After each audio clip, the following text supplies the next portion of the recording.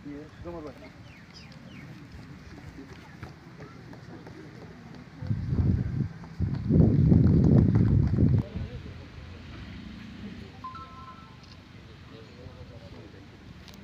आङो बड'लेण्ड बुब्लि आरो लाइभ इन्डियानिसिम साबायखर बावहरबाय। दा बेवहाय राङापारा दख'रा दुलाराय बर' फरायसा आफादा जे रंजालि बैसागो फोरबोखौ बरायनाय आरो देरसिननो मान बावनाय हाबाफारि दिनै बेखौ जोङो माइनावस्रि गुदि फरायसालिनि बे गेवलां गेलेग्रा फोथाराव लादों। राङापारा दख'रा दुलाराय बर' फरायसा आफादा जे सिगां समनि आगुनि जि दैदेनगिरि बिथांमोन दा बिथांमोनखौ आथिखालनि दैदेनगिरि आंनि मावथि लोगोफ्रा गोबाङानो मिथिया। दा बिथांमोनखौ जोङो सिनायलायनो आरो बिथांमोना बै समावहाय माबायदि आफादखौ दैदेनबोदोंमोन बेसेबां दुखु जारला जादोंमोन दा बेफोर खोथाखौ जों बिथांमोननिफ्राय दिनै मोन्थिनो मोनबाय। दा बेवहाय जोङो राङापारा दख'रा दुलाराय बर' फरायसा आफादा सिगां समफोरावहाय बेबायदि हाबाफारिखौ लानाय जायाखैमोन। जोङो गामि गामि थांनानै रंजालि बैसागो फोरबोखौ जों मोसादोंमोन रंजादोंमोन बेबायदिनो जोङो फालिबोदोंमोन। नाथाय थांनाय बोसोराव जोङो कर'ना भाइरासनि थाखाय बे हाबाफारिखौ लानाय जायाखै। देग्लाय जोङो जे आगुनि दुलाराय बर' फरायसा आफादनि बै समनि दैदेनगिरि बिथांमोनखौ आफादगिरि नेहाथारि आरो बारग'लांनाय दैदेनगिरि बिथांमोनखौ जोङो हांख्रायहरदों। बिथांमोना नुजाथिफैदों, गोजोननाय फोरमायदों आरो माखासे दैदेनगिरि बिथांमोना गाव गावनि दुखु जारला गोबां खामानि थानायनि थाखाय बिथांमोना नुजाथिफैनो हायासै आरो माखासे आगुनि दैदेनगिरि बिथांमोनहा गोबाङानो रुंसारि जालांबाय आरो गोबाङानो बे जायगाखौ नागारनानै बिथांमोना गुबुन जायगायाव थांनानै रायजो जाहैबाय। दिनै बे हाबाफारिखौ खुंनो मोननानै आङो जोबोद गोजोननाय मोनदों। दिनैनि बे हाबाफारिया मेहेरगोनां जादों होननानै आङो सानदों। आङो दुलाराय रायजोफोरनिसिम बेखौनो खावलायनो सानदों दे राङापारा दख'रा दुलाराय बर' फरायसा आफादाबो जे गेदेरफोरखौ मान होनाय आरो उन्दैफोरनो बोर सारस्रिनाय बे हाबाफारिखौ दिनै लादों। दा बे आबुङैनो जाफुंबाय होननानै आङो सानदों। दा आगुनि दैदेनगिरि बिथांमोनहा जोंनो गावसोरनि बै समनि जे थासारिजों मोगा मोगि जानांनाय बेसेबां दुखु जारलानि गेजेरजों जे बिथांमोनहा आफादखौ फोथांना लाखिदोंमोन दा बिथांमोननि दुखु जारलाखौ जों दिनै मोन्थिदों, बुजिनो हादों। दा दिनै समाव बै समनि बायदि थासारिया गैला। जोङो उदाङै जे दुलाराय बर' फरायसा आफादा जे उदाङै जोंनि बर' समाजनि थाखाय हाबा मावनो हानाय बे खाबुखौ जों दिनै मोनफैदों। दा बे समावहाय आङो बयनिसिमबो गोदान बोसोर रंजालि बैसागोनि अननाय सिबिनाय बावहरनानै आङो आंनि बुंनायखौ एसेयावनो फोजोबबाय। दिनै राङापारा दख'रा दुलाराय बर' फरायसा आफादनि दैदेननायाव माइनावस्रि गुदि फरायसालिनि गेवलां गेलेग्रा फोथाराव जि रंजालि बैसागु फोरबो बरायनाय फोरबो आरो बैसोआव गेदेरसिनफोरखौ मान लानाय फोरबो, बे फोरबोआव बाहागो लानानै आं जोबोद गोजोननाय मोनदों।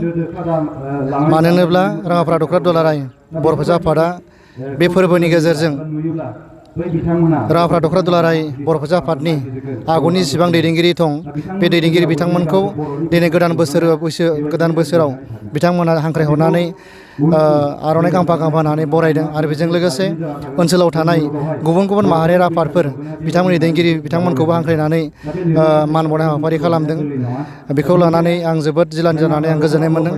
मानो होनोब्ला बे मोनसे आदर्शखौ लांबाय थायोब्ला जोंनि समाजाव बैसागो बोथोराव दि गोदान बोसोराव गेदेरा उन्दैनो अननानै बोर सारस्रिनाय आरो उन्दै बैसोनि सुबुङा गेदेर मानसिखौ खुलुमनाय जि नेमखान्थि, बियो मोनसे आब्रुथि गोनां मोनसे आसार खान्थि। बे थालांबाय थायोबा जोंनि समाजा मोनसे गोग्गो समाज जागोन आरो गेरेमसा बर' माहारि दानायाव बे जाफुंसार जागोन। आं बेनिखायनो खावलायनो नागिरदों आद्रा थानाय जिहेथु रंजालि बैसागु बर'फ्रा 7 सानसिम फालियो, बे 7 सानसिम फालिनायाव जाहाथे मोजाङैनो बर'नि दामजुखौ लानानै बर'नि दोरोङारि गाननाय जोमनाय बेखौ गाननानै जाहाथे बैसागो रंजायो मोसायो, बेखौ आं खावलायनाय जाबाय। दिनै राङापारा दख'रा बर' फरायसा आफादनि जि हाबाफारि लादों, गेदेरखौ बरायनाय उन्दैखौ मान बावनाय, नङा होमबा? बेयो आंनि बायदिबा मोजां जादों। फैगौ समाव खौसेथि बे दुलाराय बर' फरायसा आफादा अखल जोंनि राङापारायावल' नङा, गुबुन गुबुन जोंनि जिल्लायाव जानांगौ। जोङो गोबाव सम बिदि बैसागु जानायखौ मोनसे समाव जोङो बिदि फ्रि मोनाखैमोन। माखासे प्रखाखननि मानसिफ्रा जोंखौ बेलेग नोजोरजों नायोमोन, खिन्थु जों दिनै नैबे मुहुर्तआव ओरैबायदि मोजां मोनदों। बेनिफ्राय आं सानो फैबाय थानाय समफोरावबो राङापारा दख'रा बर' फरायसा आफादा आरो खुंबावगोन, बिनिख्रुइ साबसिन हामसिन।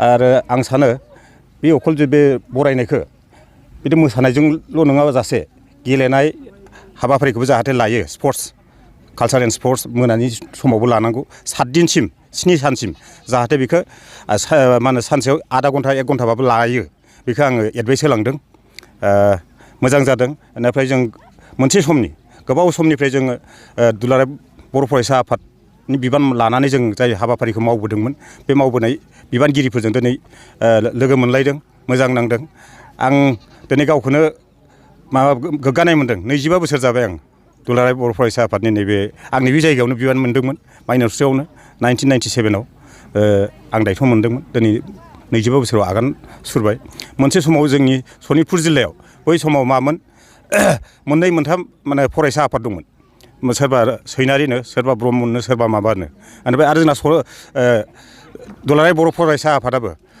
बै समाव गहपुरा मोनसे लिरोमोन गहपुर जिल्ला बेनिफ्राय सनितपुरा मोनसे जिल्ला लिरोमोन ओमफ्राय बरसला साइडआ मोनसे जिल्ला लिरोमोन बेखौ जोङो जोंनिनो नाजानायाव आं बै समाव राङापारा दख'रा बर' फरायसा आफादनि आं आफादगिरिमोन बेनिफ्राय खैलाजुलि दख'रा बर' फरायसा आफादनि सासे आफादगिरि दंमोन रंजालु नार्जारि बिथांमोननि बेनिफ्राय बै समाव मोनसे समनि सनितपुर जिल्लानि आफादगिरि सयतेश्वर मेस बिसोरजों ज' नाजानायनि गेजेराव जोङो गहपुर जिल्ला बेनिफ्राय ओरैनो बे नों बरसलाखौनो होन जों ज' सनितपुर जिल्लाजों ज' खालामनानै 1999आव जों घरामारियाव जोङो खौसेयै ज' खालामलायनो हादोंमोन बेनिफ्राय जोङो UN आबसुजोंनो उपेन्द्रनाथ आबसुनि दैदेननायावनो जोङो जगदान होनो हादोंमोन बेनि आगोलाव बेलेग परिबेकमोन जों जिथिया दायथ' लाबाय बे दायथ' लानायनि गोबाव समनि उनाव आं दिनै नोंसोरजों लोगो मोनदों मोजां नांदों बै समनि मोनसे परिबेक आरो दानि मोनसे परिबेक बे परिबेकआ आलादा महर मोनदों आरो आं सानो दिनैनि बे जिथुनिखि